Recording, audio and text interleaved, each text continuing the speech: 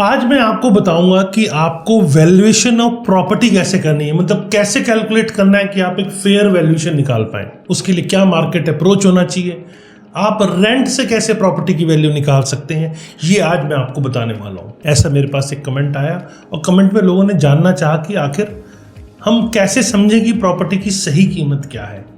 तो सही कीमत के लिए आज मैं अपना पिटारा खोल रहा हूँ और आपको बताऊंगा कि किस तरह से आप प्रॉपर्टी की सही कीमत निकाल सकते हैं। तो वीडियो में कहीं मत जाइएगा, लास्ट तक देखिएगा, समझिएगा, तभी आपको कंसेप्ट क्लियर हो पाएगा। वैसे वीडियो छोटा है ये और कोशिश की है मैंने कंक्लूड करके आपको ये चीज़ समझाऊं। तो अगर वीडियो पसंद आए तो लाइक कमेंट शेयर करना ना भूलें और रेगुलर ऐसे इन्फॉर्मेटिव वीडियोस देखने के लिए आपको चैनल को सब्सक्राइब करना है। तो चलिए शुरू करते हैं। नमस्कार, मैं हूं प्रदीप मिश्रा। प्रॉपर्टी मिश्रा शो में आपका स्वागत है। यहाँ हम आपको प्रॉपर्टी और प्रॉपर्टी मार्केट की हकीकत बताते हैं। नो बकवास, डायरेक्ट काम की बात। चलिए शुरू करते हैं।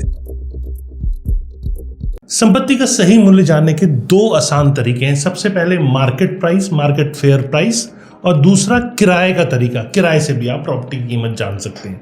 तो दिल्ली एनसीआर को बेस रख के मैंने ये एग्जाम्पल्स तैयार की हैं, क्योंकि जब प्रॉपर्टी खरीदने जाते हैं तो आप अक्सर सोचते हैं कि यार ये जो कीमत है वो वाकई में इसी कीमत है भी या नहीं।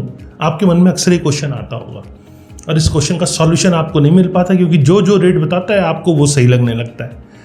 और ऐसा तब और बढ़ जाता है जब कई बार फोमो क्रिएट हो जाता है। आपको लगता है शायद प्रॉपर्टी ये मिस ना हो जाए, मैं अभी नहीं लूँगा तो शायद कभी मिले ना मेरे को प्रॉपर्टी, मतलब धरती खत्म हो जाएगी, फिर कभी धरती आपको नहीं मिलेगी, जीवन भर आपको किराए के मकान पे रहना पड़ेगा। ऐसा कई बार लोग सोचकर जल्दी में प्रॉपर्टी खरीद लेते हैं।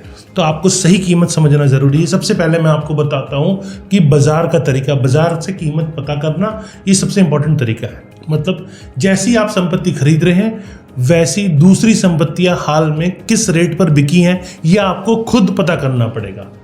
आप एजेंट की कही सुनी बातों पे ना जाएं, कई जगहों पे जाकर आप पता करें कि आखिर सही क्या कीमतों पे ट्रांजैक्शन हो रही है। उसके लिए पहला स्टेप, आप अपने इलाके में वैसी ही प्रॉपर्टीज ढूंढें जैसे कि जो साइज आप देख रहे हैं, साइज, लोकेशन और फैसिलिटीज, एमिनिटीज, वो सारी चीज़ें जो प्रॉपर्टी आप खरीदना चाहते हैं उससे मिलती जुलती हुई चीज़ों को, वैसी ही प्रॉपर्टी को आप सर्च करें।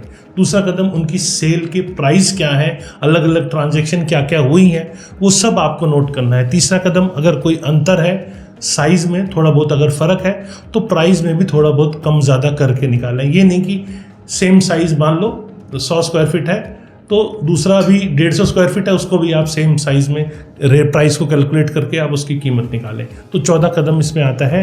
सभी प्राइजेस का एवरेज निकालें, तभी आपको आपकी प्रॉपर्टी की अप्रॉक्सीमेट प्राइस पता लग पाएगी। अब मैं आपको इसको एग्जाम्पल के तौर पे बताता हूँ। मान लीजिए आपने 2 BHK का फ्लैट लिया, ये 100 वर्ग मीटर का है। दिल्ली के किसी भी इलाके की बात कर लेते हैं। आपके पास में 3 घरों की कीमत जो आपने उसको आइडेंटिफाई किया, रिसर्च किया, वो तीनों की कीमत आप नोट कर लीजिए। अब एक घर के एग्जाम्पल के तौर पे बताते हैं। 105 वर्ग मीटर का घर 65 लाख रुपए में बिका। 5 वर्ग मीटर ज़्यादा है तो 25,000 रुपये कीमत कम कर लें, मतलब नई कीमत आपकी 64,75,000 रुपये है। अब बी की बात करते हैं। 95 स्क्वायर मीटर की अगर प्रॉपर्टी है, 60 लाख में बिकी है, तो 5 वर्ग मीटर कम है, तो यहाँ 25,000 रुपये आपको कीमत में जोड़ना है, मतलब नई कीमत 60,25,000 हो गई। अब सी प्रॉपर्टी की बात करते हैं। 100 वर्ग मीटर का आपका घर है और 62 लाख में अगर वो बिका तो इसमें कोई बदलाव नहीं, मतलब अब इसका आप औसत निकाल लेंगे। 64.75 प्लस 60.25 प्लस 62, इन तीनों को जोड़ के डिवाइड बाय 3 करेंगे तो लगभग आपका 62.33 लाख रुपीस आता है, जो आपकी संपत्ति की कीमत को एक एवरेज आउट करता है। मतलब करीब 62 लाख रुपए की इसकी सही कीमत हो सकती है। ये तो हुआ बाजार के आधार के ऊपर। अब बारी है किराए के आधार पे आप कैसे समझें, क्योंकि रेंटल से भी आप प्रॉपर्टी की कीमत निकाल सकते हैं। तो इसके लिए सबसे पहले हमें सालाना किराए को देखना है। आप मंथली किराए को नहीं देखेंगे, आप सालाना किराए को देखेंगे, तो उससे कीमत आप आराम से निकाल लेंगे। दिल्ली एनसीआर में किराए का जो रेट है वो आमतौर के ऊपर 2.5 से लेकर 4% के बीच होता है। अलग अलग एरिया में अलग अलग रेट है, तो आपको वहाँ उस एरिया का रेट समझना है। मतलब सबसे पहले फॉर्मूले को आप समझ लीजिए, जो प्रॉपर्टी की प्राइस है उसको इक्वल टू जो वहाँ का सालाना किराया है डिवाइड बाय किराए की जो रेट है उससे आपको डिवाइड कर लेना है। जो किराए का रेट है उसको 100 से भाग देकर उससे छोटा कर सकते हैं, जैसे 3.5% का मतलब 0.035। अब मैं इसको एग्जाम्पल के तौर पे आपको और समझाता हूँ। आपकी प्रॉपर्टी का सालाना किराया मान लीजिए 3,50,000 रुपए है और दिल्ली एनसीआर में किराए का जो रेट चल रहा है वो 3.5% है। तो आपकी प्रॉपर्टी की कीमत जो है वो 3,50,000 डिवाइड बाय 0.035 जो कि 1 करोड़ रुपए होती है। जी हाँ, इससे आप सालाना कीमत जो 3.5% के हिसाब से आप प्रॉपर्टी की वैल्यू 1 करोड़ रुपए निकाल सकते हैं। तो वो आपकी प्रॉपर्टी की कीमत है। और अगर किराए का जो रेट है वो बदलता है तो कीमत भी बदल जाती है। ये आपको समझने की ज़रूरत है। अब मैं एग्जाम्पल के तौर पे आपको बताता हूँ। आप कैनॉट प्लेस में प्रॉपर्टी लेने गए, वहाँ 3% का रेंटल जो कि 3.5 लाख हुआ और 3.5 लाख रुपए किराए को आप डिवाइड करेंगे 0.03 से, तो इसकी वैल्यू 1.17 करोड़ रुपए हो जाती है। तो 0.5 का डिफरेंस भी 17 लाख रुपीस का डिफरेंस कर देता है। अब मैं रोहिणी की एग्जांपल देता हूँ। रोहिणी में मान लीजिए रेंट का रेट 3.6% है और किराया 3.5 लाख रुपए आता है। तो 3.5 लाख को जब आप डिवाइड करेंगे 0.036 से, तो इसकी वैल्यू 97 लाख रुपीस आती है। तो 17 और 97 मतलब करीब 20 लाख का फर्क। तो ये डिफरेंस जो उस एरिया के रेंटल के हिसाब से आता है कि उस एरिया का एक्चुअल रेंटल क्या चल रहा है, क्या परसेंटेज है उस एरिया की, इससे भी आप प्रॉपर्टी की सही कीमत निकाल सकते हैं। अब दिल्ली एनसीआर की कुछ खास बातें जो आपको ध्यान रखनी है। हर इलाके में किराए की दर जो होती है वो अलग अलग होती है। जैसे कैनॉट प्लेस में अगर 3% है, रोहिणी में 3.6 और नोएडा में 3.75%, या बेंगलोर की अगर हम बात करें तो वहाँ 5% है। तो सही कीमत जानने के लिए जिस एरिया में प्रॉपर्टी आप खरीद रहे हैं वहाँ के किराए का जो रेट है जिससे आप प्रॉपर्टी की वैल्यू कैलकुलेट कर सकते हैं, आपको सबसे पहले वो पता करना है।